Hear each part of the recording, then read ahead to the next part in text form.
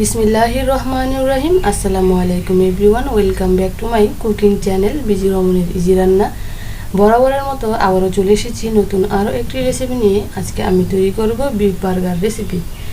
কীভাবে আপনারা ঘরে এই বিফ বার্গার রেসিপিটি তৈরি করতে পারেন এবং এই বার্গারের যে কিমা বা চপটা আপনারা কীভাবে ঘরে তৈরি করে এটা ফ্রিজে সংরক্ষণ করতে পারবেন, আজ দেখিয়ে দেব এর A to Z।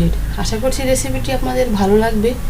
যদি আপনাদের রেসিপিটি ভালো লেগে থাকে তাহলে একটি লাইক দিয়ে ভিডিওটি দেখা শুরু করবেন। তো চলুন দেখে নেওয়া যাক কীভাবে তৈরি করছি আজকের এই রেসিপিটি তৈরির জন্য আমি এখানে নিয়ে নিয়েছি গরুর মাংস, ছোট ছোট করে কেটে রেখেছি। এখানে আমি মাংস ও চর্বিযুক্ত মাংস নিয়ে নিয়েছি। আপনারা চেষ্টা করবেন এরকম তেলযুক্ত চর্বিযুক্ত মাংস নিতে, তাহলে কিন্তু ভিতরের চপ বা কিমাটা ভালো হবে। তো এগুলোকে কিন্তু আমি আগেই ধুয়ে পরিষ্কার করে একটি জালের ভিতরে দিয়ে পানি ঝরিয়ে নিয়েছি। অবশ্যই খেয়াল রাখতে হবে কোনো প্রকার পানি কিন্তু থাকা যাবে না মাংসর ভেতরে, তাহলে কিন্তু আপনার যে চপটা তৈরি করবেন সেটা ভালো হবে না।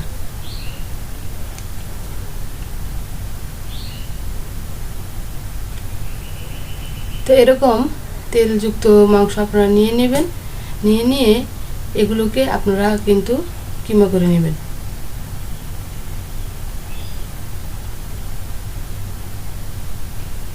এই পর্যায়ে আমি একটি চপার দিয়ে এগুলোকে চপ করে নেব।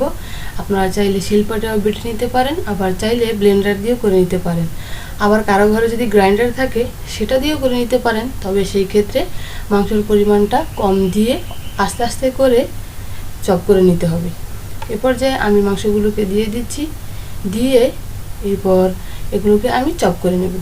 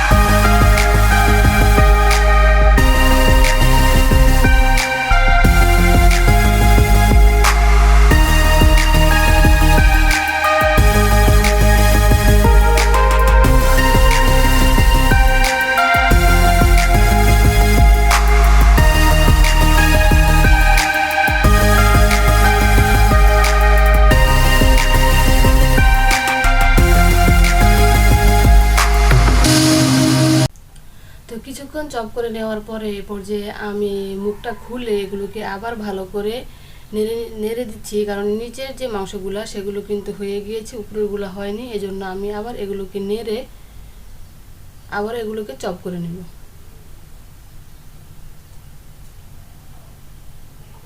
এ পর্যায়ে আমি এখানে অ্যাড করে দিচ্ছি কিছু বয়েল করে রাখা, মানে হাফ বয়েল করে রাখা, জাস্ট শুধু ভাপ দিয়ে নিয়েছি সেই সবজিগুলো অ্যাড করে দিচ্ছি। সবজিটা অপশনাল, আপনারা চাইলে অ্যাড করতে পারেন, চাইলে স্কিপও করতে পারেন। যেহেতু আমার বাচ্চারা খাবে এজন্য আমি এখানে সবজি ইউজ করব, কারণ নর্মালি কিন্তু বাচ্চারা সবজি খেতে চায় না, তাই আমি এখানে একটু সবজি অ্যাড করলাম। আপনারা যদি সবজি অ্যাড নাও করেন তাহলে কিন্তু টেস্টের পরিমাণ কম বেশি হবে না, কিন্তু যদি আপনারা সবজি ব্যবহার করেন তাহলে ব্যবহার করে দেখবেন যে আসলে টেস্টের পরিমাণটা অনেক বেশি বেড়ে যাবে, খুব ভালো লাগবে খেতে। তো এখন এগুলোকে আমি আবারও ভালোভাবে চপ করে নেব।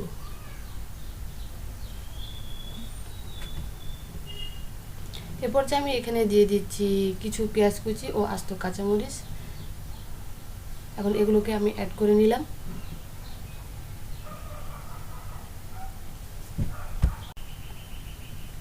তো অ্যাড করে নিয়ে এ পর্যায়ে এগুলোকে আমি আবারও ঢাকনা দিয়ে ঢেকে কিছুক্ষণ চপ করে নেব। আর কতক্ষণ সময় চপ করতে হবে এটা কিন্তু আপনারা নিজেরাই বুঝতে পারবেন যে আপনারা কী পরিমাণ রাখবেন। এটা কিন্তু একবারে মিহির দরকার নেই, মানে প্রায় 80% হয়ে গেলেই আপনারা এটা দিয়ে বার্গারের যে চপটা সেটা তৈরি করতে পারবেন। আবার ফুল করে নিলেও কোনো সমস্যা নেই, এতে করে ভালো হবে।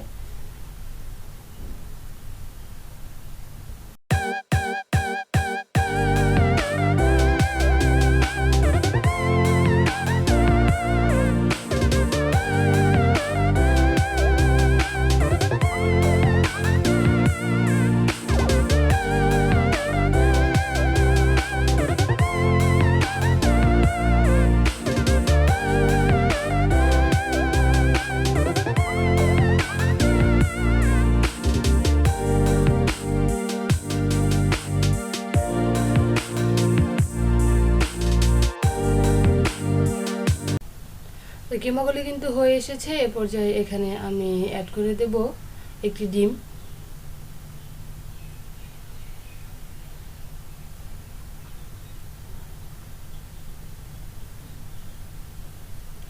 আর আপনারা চেষ্টা করবেন নর্মাল টেম্পারেচারে রাখা যে ডিমটা সেটা দিতে। এ পর্যায়ে এখানে অ্যাড করে দিলাম পরিমাণ মতো লবণ এবং নর্মালি যে মশলাগুলি আমরা ব্যবহার করি সেগুলো দিয়ে দেব। অ্যাড করে দিচ্ছি আদা রসুনের পেস্ট। এখানে আমি প্রায় 2 চা চামচ আদা রসুন দিয়ে দিলাম। দিয়ে এখন দিয়ে দেব গরম মশলার গুঁড়া। অবশ্যই কিন্তু গরম মশলার গুঁড়োটা ইউজ করতে হবে, এটা স্কিপ করলে চলবে না। তো এই পর্যায়ে এখানে দিয়ে দেব আমি মরিচের গুঁড়া। আর মরিচটা অবশ্যই আপনারা আপনাদের পরিমাণ অনুযায়ী দিয়ে দেবেন, যেহেতু বাচ্চারা খাবে সেহেতু মরিচের পরিমাণটা একটু কম হলেই ভালো হয়। এবং এ পর্যায়ে অ্যাড করে দেব হলুদের গুঁড়া। এখন এই সবগুলো উপকরণ আমি ভালোভাবে মিক্স করে নেব এবং এখানে অ্যাড করে দিচ্ছি কর্নফ্লাওয়ার। আপনাদের ঘরে যদি কর্নফ্লাওয়ার না থাকে তাতেও কোনো সমস্যা নেই, আপনারা চাইলে আপনাদের ঘরে যদি আটা বা ময়দা থাকে সেগুলো দিয়ে নিতে পারবেন। দিয়ে এগুলোকে হাত দিয়ে ভালোভাবে আমি মিক্স করে নিচ্ছি। মিক্স করে নিয়ে এগুলোকে আমি চপ তৈরি করে নেব।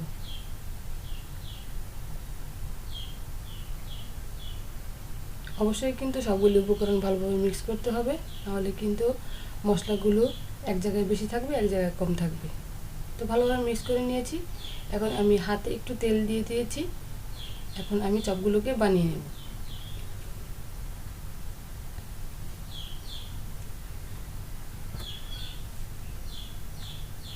তার সাথে প্রথমেই হাতে তেল ইউজ করতে হবে, পরে কিন্তু আর তেল দিতে হবে না। তো দেখুন দর্শক কীভাবে উঠে আসছে। এভাবে আমি সবগুলো চপ বানিয়ে নেব।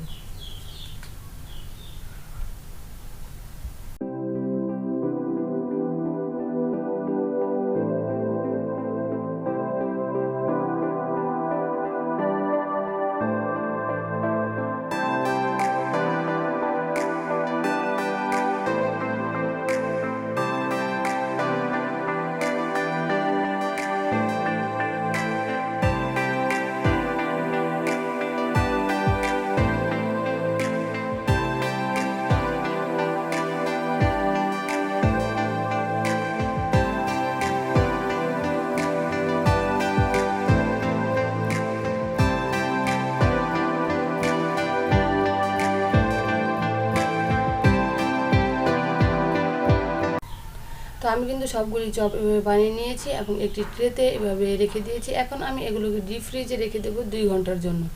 জাস্ট 2 ঘন্টার জন্য আমি এগুলোকে ডিপ ফ্রিজে রেখে দেবো। তো ফিরে আসছি 2 ঘন্টা পরে। তো 2 ঘন্টা পরে আমি ডিপ ফ্রিজ থেকে সেগুলোকে নামিয়ে নিয়েছি। নামিয়ে নিয়ে এখন একটা ছুরির সাহায্যে জাস্ট একটু খোঁচা দিলেই কিন্তু এগুলো উঠে যাবে।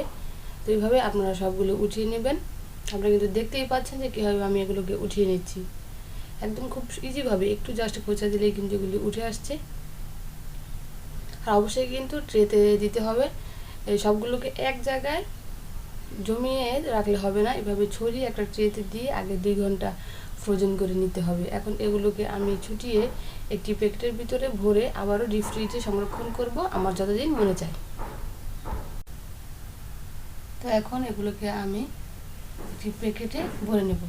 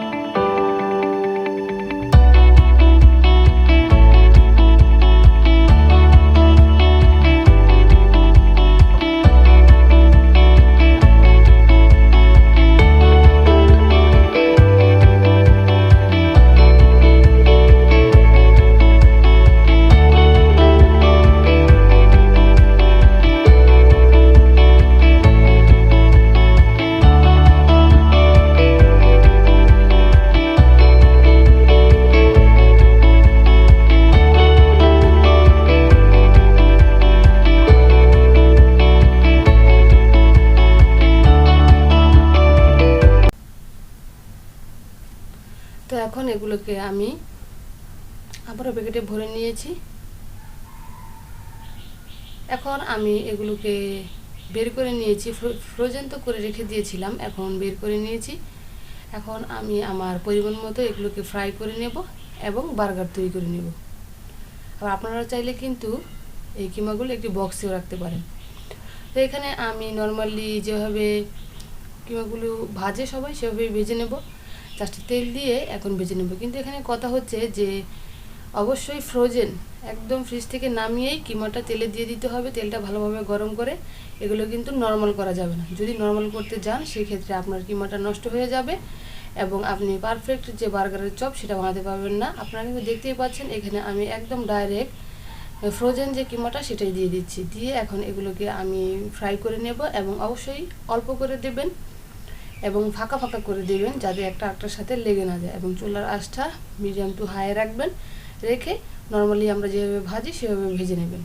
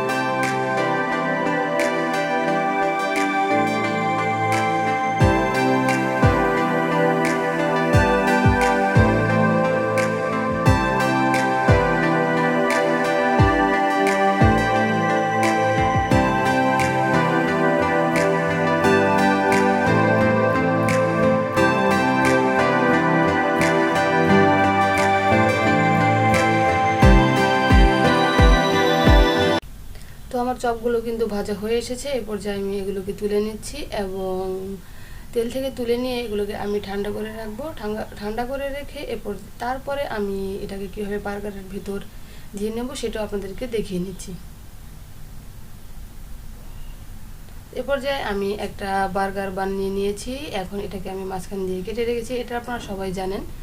তারপরও দেখানোর জন্যই দেখাতে হচ্ছে, কারণ এটা কিন্তু খুব গুরুত্বপূর্ণ একটা অংশ, যেটা না দেখালেই নয়। এ পর্যায়ে এখানে আমি অ্যাড করে দেবো মেয়োনিজ। তো মেয়োনিজটা আপনারা আপনাদের পরিমাণ মতো দিয়ে নেবেন। পার্সোনালি আমার এত বেশি মেয়োনিজ ও সস ভালো লাগে না, এই জন্য আমি আমার পরিমাণ মতো দিয়ে নিচ্ছি।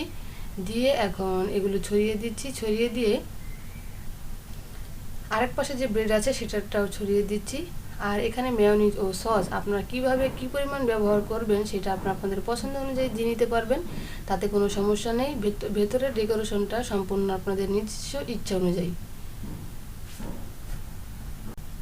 তো পার্সোনালি আমার বার্গারে এত বেশি সস এবং অনেক বেশি উপকরণ ভালো লাগে না, কারণ নর্মালি আমরা যেহেতু বার্গারের ভিতরে একটা কিমা আছে অলরেডি, এখানে কিন্তু আমি শসা লম্বা করে পাতলা করে কেটে দিয়ে নিয়েছি। এরপর আবার দিচ্ছি টমেটো। এরপর যে আরও কিছু উপকরণ অ্যাড করে আমার কাছে ভালো লাগে না। আপনারা যদি চান, আপনারা যদি পছন্দ থাকে, তাহলে আপনারা আরও উপকরণ দিয়ে নিতে পারেন এবং লেটুস পাতাও দিয়ে নিতে পারেন। পার্সোনালি আমার লেটুস পাতা পছন্দ নয়, এজন্য আমি সেটা স্কিপ করেছি। তো এইভাবে আমি আমার পছন্দ অনুযায়ী আমি সস এবং আরও উপকরণ দিয়ে নেব। তো এখানে শসাটা পাতলা করে লম্বা করে কেটে নিয়েছি। এর কারণ হচ্ছে গোল করে কাটলে দেখা যায় খাওয়ার সময় বের হয়ে যায়, এজন্য আমি পাতলা করে লম্বা করে কেটে নিয়েছি। আপনারা চাইলে আরও এরকম লম্বা করে কেটে আরও কিছু শসা এখানে অ্যাড করতে পারেন। আমার কাছে যেটা সুবিধা মনে হয়েছে আমি সেটা সেভাবেই করেছি। তো এ পর্যায়ে এখানে আমি দিয়ে দিচ্ছি কিমাটা দিয়ে এ পর্যায়ে এখানে আমি দিয়ে দেব কেটে রাখা টমেটো। নর্মালি যে উপকরণগুলি আমাদের ঘরে থাকে আমি কিন্তু সেই উপকরণ দিয়েই এই বিফ বার্গারের রেসিপিটা আপনাদের সামনে প্রেজেন্ট করার চেষ্টা করেছি।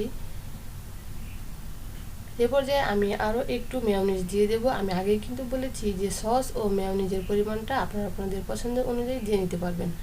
আবার মেয়োনিজ ঘরে না থাকলেও কোনো সমস্যা নেই, আপনারা শুধু টমেটো সস দিয়েও এই বার্গারটা খেতে পারবেন। এতে কিন্তু টেস্ট একটুও কম হবে না, বরং আরও ভালোই লাগবে।